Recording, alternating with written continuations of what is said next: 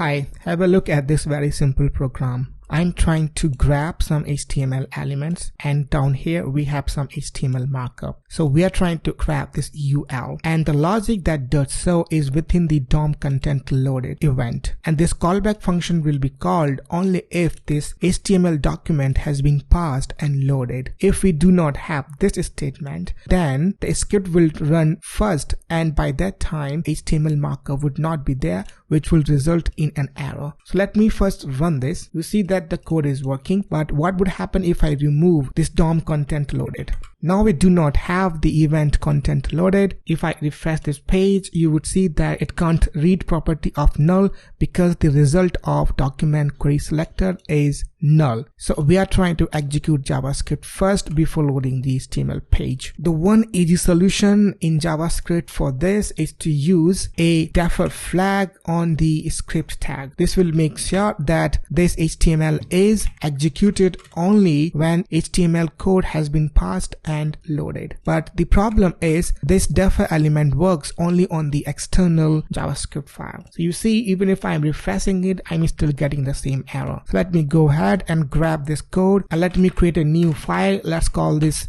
script. Let me create a script file here. Let me put all the JavaScript code inside it. Let me save and try to refresh it one last time. Now you see that the code is working as before.